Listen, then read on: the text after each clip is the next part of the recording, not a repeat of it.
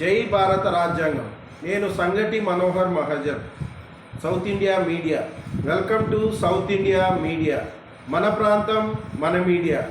ప్రియమైనటువంటి ప్రజలారా, ప్రజాస్వామిక వాదులారా, 100కి 90%, 95%, మరియు 98% ఉంటున్నటువంటి నిజమైన మరియు స్వచ్ఛమైన భారతీయులారా, నా జాతి ముద్దు బిడ్డలారా, నిరంతర అవగాహన చైతన్య కార్యక్రమంలో భాగంగా ఇవాల్టి వీడియో విశ్లేషణ కార్యక్రమం వచ్చేసి ఈ యొక్క ఈవీఎంల పనితీరు పైన ప్రపంచ దేశాలు ఎందుకు కానీ ఈవీఎంలను వాడకుండా, వినియోగించకుండా, ఉపయోగించకుండా బ్యాలెట్ పేపర్ విధానంతో తమ ఎన్నికలను నిర్వహించుకుంటున్నాయో ఈ అంశంపైనే ఈ యొక్క వీడియో విశ్లేషణ కార్యక్రమం.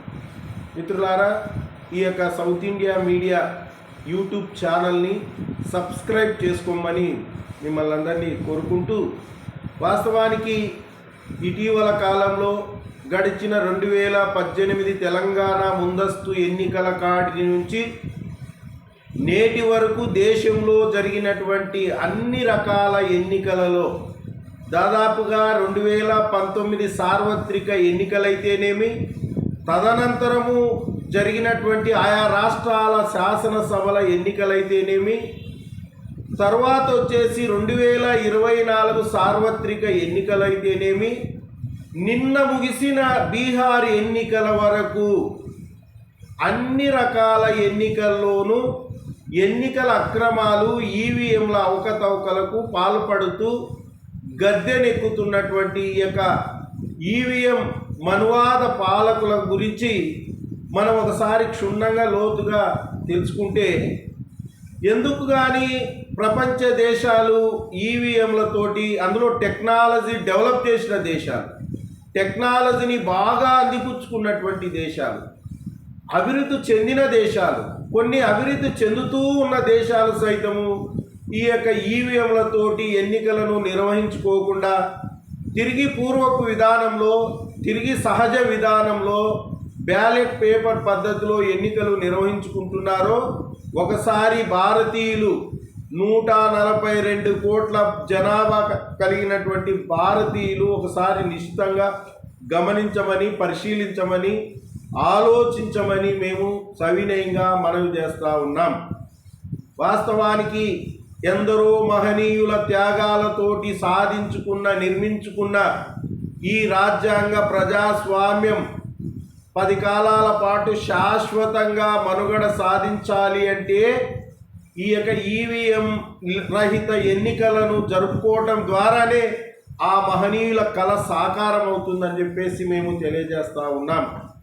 బీహార్ ఎన్నికల్లో ఏమి గుణపాఠాలు నేర్చుకున్నారని మేము అడుగుతూ ఉన్నాం, ఏమి అనుభవాలు నేర్చుకున్నారని మేము అడుగుతూ ఉన్నాం. ఆ యొక్క ఎవరైతే రాజకీయ వ్యూహకర్త ఆ యొక్క ప్రశాంత్ కిషోర్ కూడా ఇవాళ ఈ యొక్క తెలంగాణ పంచాయతీ ఎన్నికల గురించి స్పందించినటువంటి తీరును ఒకసారి గమనించమని అడుగుతూ ఉన్నాం. మొన్న పార్లమెంటు ఎన్నికల్లో బీజేపీ 8 సీట్లు సాధించింది. ఈ యొక్క సర్పంచ్ ఎన్నికల్లో, లోకల్ బాడీ ఎన్నికల్లో ఎందుకు కానీ చితికిల పడిపోయింది అని చెప్పేసి ఒక పక్క ప్రశాంత్ కిషోర్ లాంటి ఆ యొక్క ఎన్నికల స్ట్రాటజిస్టు అడుగుతున్నటువంటి పరిస్థితి. దేశంలో, స్వదేశంలో ప్రశాంత్ కిషోర్ లాంటి వాళ్ళు ఎంతోమంది నిపుణులు, సాంకేతిక నిపుణులు, ఎంతోమంది నిష్ణాతులు, ఎంతోమంది మేధావులు ఒక పక్క ఘోషిస్తూ ఉన్నారు. ఈవీఎంలతోటి అవకతవకలు జరుగుతున్నాయి, అక్రమాలు జరుగుతున్నాయి, మొత్తం ఫలితాలే తారుమారవుతున్నాయని చెప్పేసి ఒక పక్క గొగ్గోలు పెడుతున్నా కూడా ఈ దేశానికి ప్రధాన ప్రతిపక్షంగా కొనసాగుతున్నటువంటి కాంగ్రెస్ పార్టీకి చీమ కుట్టినట్టు కూడా లేకపోవడం అన్నదాన్ని ఏ రకంగా చూడాలో ఒకసారి దేశ ప్రజలు ఆలోచించమని, అర్థం చేసుకోమని కోరుతా ఉన్నాం.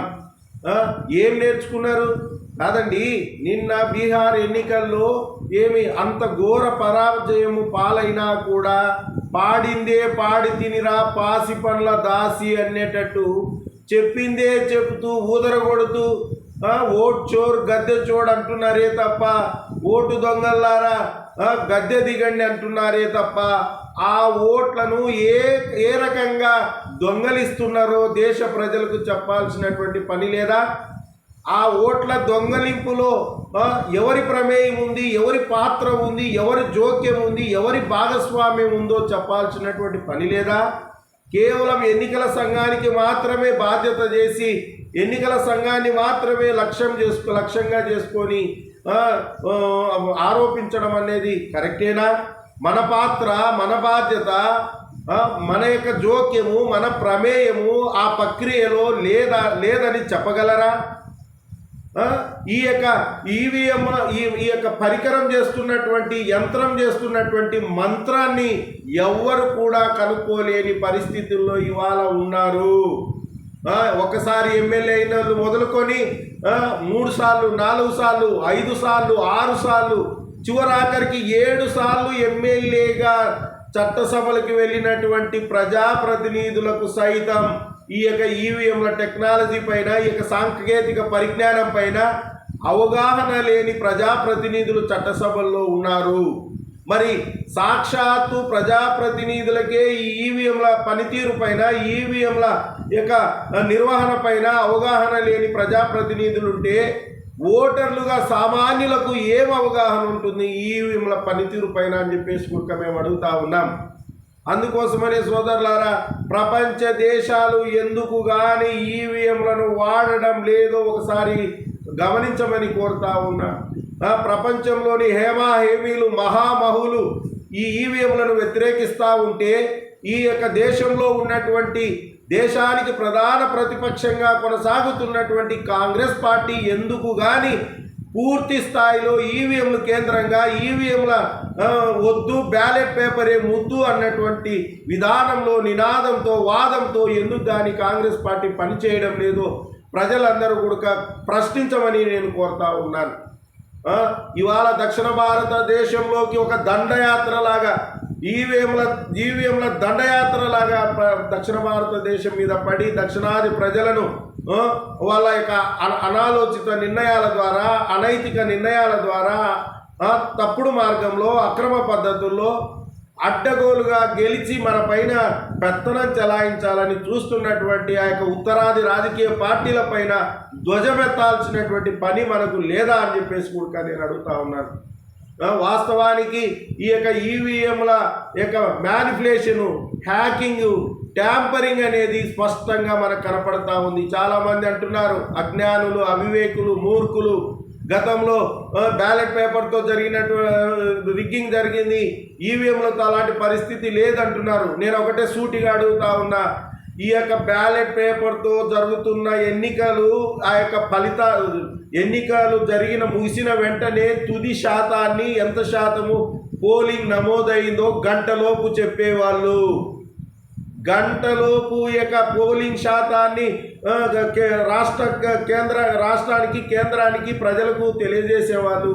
ఇవాళ ఈ టెక్నాలజీ ఏదైతే ఉందో ఈవీఎంల టెక్నాలజీ మహిమలో, ఈవీఎం టెక్నాలజీలో తుది శాతాన్ని చెప్పాలంటే దాదాపు 2 రోజులు, 3 రోజులు పడతా ఉంది. అంటే అర్థం ఏంటి? ఈ 2 రోజులు, ఈ 1 రోజు, ఈ 3 రోజుల లోపల వాళ్ళు మొత్తం అంతా కూడా సెట్ చేసుకుంటున్నటువంటి పరిస్థితిని మనం ఒకసారి గమనించాలా. ప్రజలకు మనకు ఒక రోల్ మోడల్, ప్రపంచమే మనకు ఒక రోల్ మోడల్ అండి.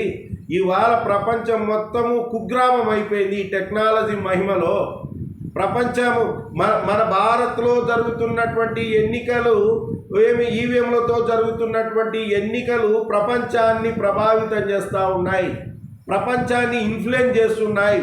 ప్రపంచ ప్రజాస్వామిక వ్యవస్థ శాశ్వతంగా మనుగడ సాధించాలి అంటే కనుక భారత్లో కూడా ఈవీఎంలను నిషేధించాలి, రద్దు చేయాలి. కేవలం భారత్ వరకే పరిమితం కాదు ఈవీఎంల యొక్క ప్రభావము, ఈవీఎంల యొక్క లోగుట్టు, ఈవీఎంల యొక్క తప్పుడు మార్గాన్ని ప్రపంచానికి ఇన్ఫ్లుయెన్స్ అవుతుంది. కాబట్టి ఖచ్చితంగా ఈవీఎంలు వద్దు, బ్యాలెట్ పేపరే ముద్దు, ప్రజాస్వామ్యం గెలిచే ఎన్నికల కోసం మనం పట్టుబడదామని చెప్పేసి కూడా మేము మనవి చేస్తూ ఉన్నాం. అందుకోసంగానే ఈ యొక్క 2 మనువాద పార్టీలు జాతీయ స్థాయిలో కూడబలుకొని కుమ్మక్కై ఈ యొక్క వ్యవస్థను, ఈ యొక్క నిర్వహణను ఈ యొక్క రాజ్యాంగ సంస్థల్ని వ్యవస్థల్ని సర్వనాశనం చేసేదానికి కంకణం కట్టుకొని ఉన్నాయి. ఎందుకు కానీ ఈ యొక్క కాంగ్రెస్ పార్టీ ఈవీఎంల కేంద్రంగా ఉద్యమం చేయడం లేదు, పోరాటం చేయడం లేదు, ప్రజాస్వామ్య యుద్ధం చేయడం లేదు? దేశానికి సమాధానం చెప్పవలసినటువంటి బాధ్యత కాంగ్రెస్ పార్టీ పైన ఉంది. కేవలం కంటి తుడుపులాగా వాళ్ళ చెల్లెలతోటి ప్రియాంక గాంధీ గారితోటి బ్యాలెట్ పేపర్ గురించి రెండు ముక్కలు మాట్లాడించినారు తప్ప ఈవీఎంలు వద్దు, బ్యాలెట్ పేపరే ముద్దు అనే మాట వారి నుంచి రావటం లేదు అంటేనే అర్థం చేసుకోండి. ఇవాళ ప్రధాన ప్రతిపక్షం పైన దేశ ప్రజలకు, మెజారిటీ ప్రజలకు అనేక అనుమానాలు కలుగుతున్నాయి. వాళ్ళ నిర్వాహకము, వాళ్ళ పనితీరు, వాళ్ళ యొక్క ఆలోచన విధానం కంప్లీట్గా మనువాదులకు తొత్తులుగా, మనువాదులకు చెంచాలుగా, మనువాదులకు బానిసలుగా పని చేయాలని కంకణం కట్టుకొని పని చేస్తున్నట్లుగా ఉంది. కేవలము లాస్ట్ 2024 సార్వత్రిక ఎన్నికల్లో దేశవ్యాప్తంగా 141 పార్లమెంటు సీట్లలో ఎన్నికల రోజుకి, కౌంటింగ్ రోజుకు డిఫరెన్సెస్ పొడచూపితే కూడక ఆ తీరును, ఆ విధానాన్ని కూడక ఎండగట్టలేని దయనీయ పరిస్థితుల్లో ఇవాళ ఈ యొక్క ప్రధాన ప్రతిపక్షం కొనసాగుతూ ఉంది.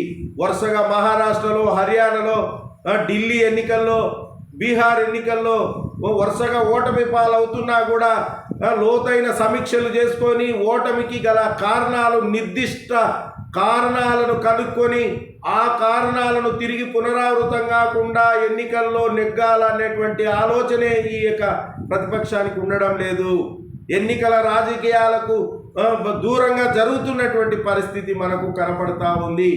ఆంధ్రప్రదేశ్లో కూడా 2024 సార్వత్రిక ఎన్నికల్లో 5 గంటల తర్వాత క్యూ లైన్లో ఉన్నటువంటి ఓటర్లకు ఓటింగ్ చేసుకునే అవకాశం కల్పిస్తే 12.5% ఓట్లు కేవలం 5 గంటల నుంచి మధ్యరాత్రి వరకు జరిగింది అంటేనే ఆ కుట్ర ఏంటో, ఆ కుతంత్రం ఏంటో, ఆ మోసం ఏంటో ఒకసారి గమనించమని కూడా కోరుతా ఉన్నాను. దగ్గర 51 లక్షల ఓట్లు కేవలము సాయంకాలం 5 గంటల నుండి తర్వాత జరిగినటువంటిది 12.1% అయితే 51 లక్ష ఓట్లు దగ్గర పోలైనటువంటి పరిస్థితి. సీట్ల కాడికి వచ్చాక 79 నియోజకవర్గాలలో తేడా వచ్చినటువంటి పరిస్థితి. అంటే దాన్ని బట్టి ఏమర్థం అవుతా ఉంది? ఈ యొక్క పాలకులకు, ఈ ఈవీఎం అనువాద పాలకులకు ప్రజలపైన ఇలాగ గెలిస్తే, ఇలాగ అడ్డదారుల్లో, అక్రమ పద్ధతుల్లో, తప్పుడు మార్గంలో, అనైతిక, అనాగరిక, అప్రజాస్వామిక పద్ధతుల్లో, విధానంలో గెలిస్తే వాళ్ళు సక్రమంగా ప్రజలకు సేవ చేస్తారా? ఒకసారి ఆలోచించమని నేను కోరుతా ఉన్నాను. ఇప్పటికైనా దక్షిణ భారతదేశంలో ఉన్నటువంటి శూద్రుల నాయకత్వంలో కొనసాగుతున్నటువంటి పార్టీలు ఏవైతే ఉన్నాయో వారు కళ్ళు తెరవాలి. వాళ్ళు వచ్చేసి ఈ యొక్క ఉద్యమంలోకి రావాలి. మీ యొక్క పార్టీల వైఖరి ఏంటి, మీ పార్టీల విధానం ఏంటో ఈవీఎంల పైన తెలియజేయాలి. ముఖ్యంగా ఆంధ్రప్రదేశ్ నుంచి ఈ యొక్క వైఎస్ఆర్సీపీ పార్టీ అధినేత ఎవరైతే ఉన్నారో వైఎస్ జగన్మోహన్ రెడ్డి గారు ఈ యొక్క ఈవీఎంల పైన తన వైఖరి, తన స్టాండు, తన విధానం ఏంటో స్పష్టం చేయాలి. కేవలం స్పష్టం చేయడమే కాకుండా ఈ యొక్క ఈవీఎం వ్యతిరేక జాతీయ ఉద్యమంలో పాల్గొనాలి. ఈవీఎంలు వద్దు, బ్యాలెట్ పేపరే ముద్దు, ప్రజాస్వామ్యం గెలిచే ఎన్నికల కోసం పట్టుబట్టాలి. అదేవిధంగా ఆ పక్క కేసీఆర్ గారు కూడా ఏమి ఈవీఎంలు వద్దు, బ్యాలెట్ పేపరే ముద్దు అని చెప్పేసి పెద్ద ఎత్తున పోరాటంలోకి దిగాలి. ఎందుకు కానీ మీరు నోళ్ళు మూసుకొని ఉన్నారు? ఎందుకు కానీ మీరు నిరసనలు తెలియజేయడం లేదు? ఎందుకు కానీ మీరు ఒక ఉద్యమ రూపంలో పోరాట పందాలు తీసుకోవడం లేదు అని చెప్పేసి కూడా మేము అడుగుతా ఉన్నాం. కాబట్టి సోదరులారా, ఇప్పటికైనా గమనించండి. ప్రజలారా, ప్రజాస్వామిక వాదులారా, ఇవాళ భారతదేశము సర్వనాశనం అయ్యే పరిస్థితుల్లోకి వెళుతూ ఉంది. నియంతృత్వం దాపురించే పరిస్థితుల్లోకి వెళుతూ ఉంది. నిరంకుశ విధానాలు తీసుకునే పరిస్థితులు ప్రమాదం ఉన్నాయి. ఖచ్చితంగా మనకు ప్రపంచ దేశాలే మనకు రోల్ మోడల్, ఆదర్శం. ప్రపంచం ఎందుకు కానీ ఈవీఎంల వ్యవస్థతోటి ఎన్నికలకు పోవడం లేదో మనం గమనించాలి. ప్రపంచాన్ని మనము ఆదర్శంగా తీసుకోవాలి. ఏమవుతుందండి? ఎన్నికల ఫలితము ఏమవుతుంది? ఈ యొక్క బ్యాలెట్ పేపర్ విధానంలో కూడా అక్కడక్కడ చెదురుముదురుగా ఎవరి బలమున్న చోట వాళ్ళు 1-6% రిగ్గింగ్ చేసుకుంటారేమో కానీ అందులో ఆ 1.5% కూడా ఈ టెక్నాలజీ యుగంలో, ఈ యొక్క సాంకేతిక యుగంలో చెల్లుబాటు కాదు. ఖచ్చితంగా ఈసారి బ్యాలెట్ పేపర్ విధానంతో ఎన్నికలు జరిగితే ఆ 1.5% కూడా ఈ యొక్క రిగ్గింగ్కు అవకాశం లేకుండా పోతుంది. బ్యాలెట్ పేపర్తోనే బెస్ట్. అదే ఈవీఎంలు అలా కాదు, మొత్తం ఫలితాలే తారుమారవుతున్నటువంటి పరిస్థితి ఇవాళ మనకు కనపడతా ఉంది. కాబట్టి మిత్రులారా, ఖచ్చితంగా ఈ యొక్క ఈవీఎం వ్యతిరేక జాతీయ ఉద్యమానికి నడుం బిగిస్తాం. మనం అందరం కూడా పెద్ద ఎత్తున ఈ యొక్క ఈవీఎంలకు వ్యతిరేకంగా పోరాటం చేస్తాం. అనుబంధ అంశాలుగా దొంగ ఓట్ల గురించి కానీ, రిగ్గింగ్ గురించి కానీ, డబ్బు, మద్యము, తాయిలాలు, బహుమతులు, ఇతర ప్రలోభాల గురించి కానీ మనము అనుబంధ అంశాలుగా పెట్టుకొని పోరాటం చేస్తాం. ఈవీఎంల కేంద్రంగా, ఈవీఎంల రహిత ఎన్నికల కోసం పెద్ద ఎత్తున మనమందరం కలిసికట్టుగా, మనమందరం ఐక్యంగా, సమిష్టిగా, సంఘటితంగా పోరాటం చేస్తామని చెప్పేసి తెలియజేస్తూ, మీరందరూ కూడా సమీప భవిష్యత్తులో వచ్చే జనవరి 25 నాడు నేషనల్ ఓటర్స్ డే రోజున పెద్ద ఎత్తున ఈవీఎం వ్యతిరేక జాతీయ ఉద్యమంలో భాగంగా దక్షిణ భారతదేశంలోనే ఒక పెద్ద ఎత్తున ఒక మూమెంట్, కదలిక తీసుకొచ్చే ప్రయత్నాలు ముమ్మరంగా జరుగుతూ ఉన్నాయి. ఆ ప్రయత్నంలో మీరు కూడా భాగస్వాములు కమ్మని కోరుకుంటూ సెలవు తీసుకుంటున్నాను. జై భీమ్, జై భారత రాజ్యాంగం.